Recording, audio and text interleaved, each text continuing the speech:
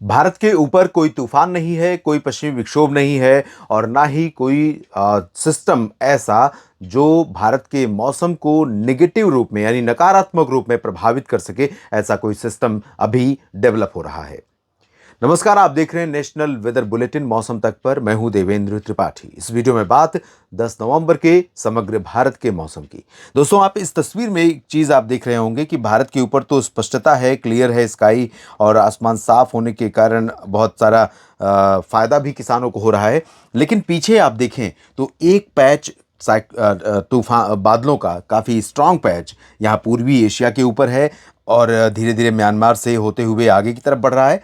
दूसरा पैच यहाँ पर आप देख रहे हैं, ये साइक्लोन का है जो ट्रॉपिकल स्टॉर्म आने वाले समय में वियतनाम को हिट करने के बाद आगे चीन की तरफ जाएगा, ऐसी आशंका है। इस तूफान का प्रायः ऐसा होता रहा है। साइक्लोन जब मॉनसून सीजन में इधर बनते हैं तो इनका अप्रोच इधर ही रहता है, भारत की तरफ आते हैं, बंगाल की खाड़ी में पहुंचते हैं, लैंड रीजन को पार करते समय कमज़ोर होते हैं पहले, फिर यहाँ पर आने के बाद फिर से उनकी ताकत बढ़ती है और भारत के क्षेत्रों को प्रभावित करते हैं। लेकिन इससे पहले भी एक तूफान कंबोडिया और वियतनाम को पार करने के बाद इस तरह से ऐसे आगे बढ़ा और चीन की तरफ गया है। और यहाँ पर आप देखें तो म्यांमार और आसपास के भागों को प्रभावित कर रहा है। कुछ पूर्वोत्तर भारत पर भी थोड़े बहुत बादल पैचों में दिखाई पड़ रहे हैं। ये तूफान भी आगे इसी तरह से जाएगा, तो रास्ता बदलने के कारण भारत पर इसका कोई प्रभाव नहीं रहेगा। भारत पर बल्कि प्रभाव को ये कम कर रहा है। इस समय यहाँ पर नॉर्थ ईस्ट मानसून के एक्टिव रहने का समय है, जिसमें तमिलनाडु, केरल और आंध्र प्रदेश तथा पुदुचेरी के क्षेत्र प्रभावित होते हैं, कर्नाटक के कुछ हिस्से प्रभावित होते हैं।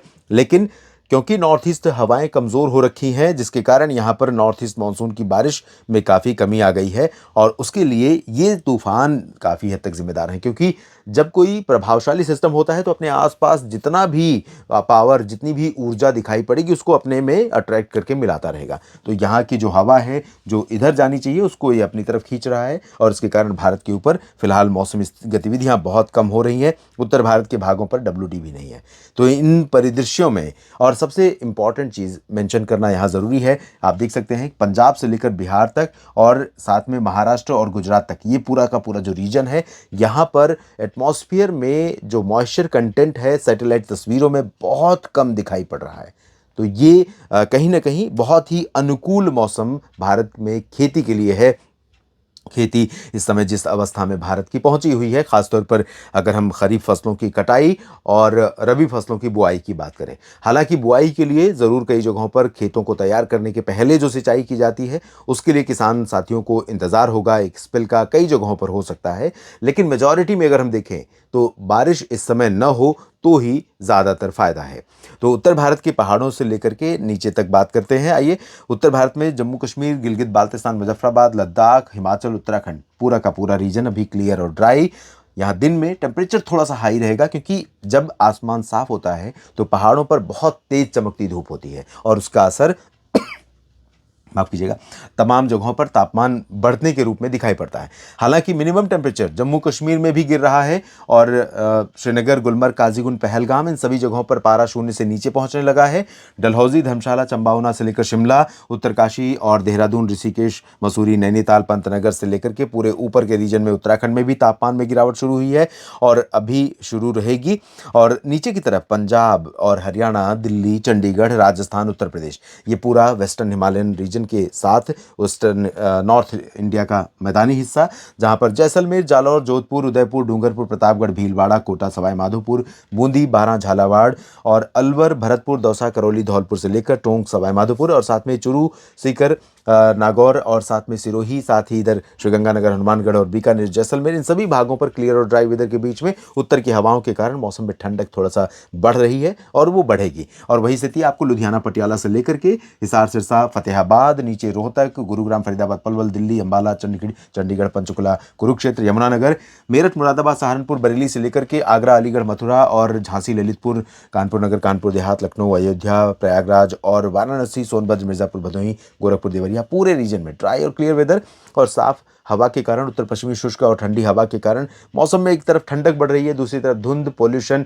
और कुहासा, ये सब कुछ सुबह नहीं नजर आएगा। आसमान जितना साफ रहेगा उतनी ही अच्छी ओस की बूंदें रात के समय यहाँ पर पड़ेंगी। ओस की बूंदों से खेती के बुआई के चरण में फ़ायदा होगा। दिन में धूप से खेती के कटाई और मड़ाई के काम में फ़ायदा होगा। तो इस फायदे को इस समय अपने अनुकूल ढालिए और जल्दी से अपने काम को निपटाइए। बिहार में सिवान, गोपालगंज, चंपारण और पटना, दरभंगा से लेकर गया जी, बक्सर, कैमूर और भागलपुर, किशनगंज, पुणे, अररिया, इधर दुमका, जमशेदपुर, रांची, देवघर, डाल्टनगंज और पलामू, लातेहार, छतरा समेत सभी जगहों पर क्लियर और ड्राई वेदर। गंगीय पश्चिम बंगाल और उप हिमालय पश्चिम बंगाल, सिक्किम तथा पूर्वोत्तर में भी Arunachal, Assam, Meghalaya, Nagaland, Manipur, Mizoram, Tripura, entire region dry weather वाला रहेगा। यहाँ पर थोड़े बहुत बादल आपको नजर आ सकते हैं साइक्लोन पीछे जो बने हैं उनके प्रभाव से, लेकिन बारिश नहीं होगी। बारिश होगी भी तो बूंदाबांदी मणिपुर और मिजोरम में थोड़ी बहुत हो सकती है, लेकिन चांसेस बिल्कुल नहीं है। इधर तापमान गिरेगा। दरभंगा, पटना, गया जी और बक्सर, कैमूर, नवादा, लखीसराय, शेखपुरा, नालंदा और बक्सर, कैमूर में भी, और रांची, जमशेदपुर, देवघर, डाल्टनगंज, दुमका समेत झारखंड में भी लगभग सभी जगहों पर तापमान में गिरावट उत्तर पश्चिमी हवा के प्रभाव से होगी। यहाँ पर झारखंड के बाद अब बात करते हैं नीचे उड़ीसा से लेकर छत्तीसगढ़, महाराष्ट्र, मध्य प्रदेश और गुजरात तथा गोवा की। तो दोस्तों गुजरात में राजकोट और अहमदाबाद, वडोदरा के ऊपर का जितना हिस्सा है, यहाँ पर उत्तर की ठंडी हवाओं के कारण मिनिमम टेम्परेचर सामान्य से नीचे रहेंगे। नीचे के भागों में थोड़ी गर्मी रहेगी, लेकिन इधर ऊपर की तरफ काफ़ी अच्छा मौसम रहेगा। और वही स्थिति ग्वालियर, गुना, शिवपुरी, श्योपुर से लेकर उज्जैन, इंदौर, देवास, नीमच, रतलाम, धार, मंदसौर और भोपाल, बैतूल, खरगोन, खंडवा और आसपास के भागों में। इधर नरसिंहपुर, छिंदवाड़ा से लेकर जबलपुर, मांडला, बालाघाट, रीवा, सीधी, सिंगरौली और कटनी, शहडोल, अनूपपुर, डिंडोरी, मांडला, बालाघाट और पन्ना, सागर, सतना, रीवा सभी जगहों पर।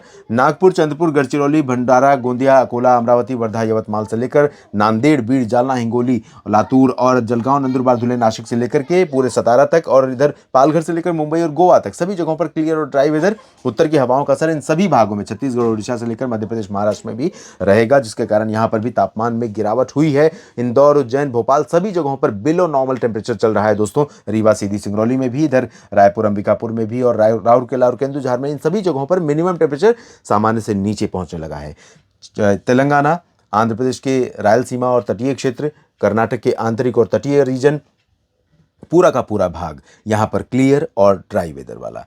लेकिन कुछ जगहों पर बादल आपको अनंतपुर, चित्तूर और चित्रदुर्गा से लेकर के बेंगलुरु, हसन और आसपास के भाग, नेल्लोर और मछलीपट्टनम, इन क्षेत्रों पर भी दिखाई पड़ेंगे, लेकिन बरसात नहीं होगी। बरसात होगी नेल्लोर के कुछ भागों में, दक्षिणी तटवर्ती रीजन में, और चेन्नई, पुदुचेरी से लेकर पंबन, तंजावुर, कडलूर समेत कोस्टल लाइन पर तमिलनाडु में कई जगहों पर बरसात होने की संभावना है। आंतरिक रीजन में सेलम, कोयम्बटूर और मदुरई, वेल्लोर, तिरुचिरापल्ली, यहाँ पर ज़्यादा चांसेस नहीं है, बूंदाबांदी हो सकती है। और कोचीन, त्रिवेंद्रम समेत दक्षिणी केरल में और लक्षद्वीप के कुछ भागों में बरसात हो सकती है, बाकी जगहों पर नहीं चांसेस हैं। तो 1-2% एरिया कह सकते हैं, या 2% मैक्सिमम एरिया जहां पर बरसात की संभावनाएं अगले 24 घंटों में है। बाकी 98% रीजन भारत का ड्राई वेदर वाला होगा, जो मुझे लगता है खेती के लिए अच्छा है।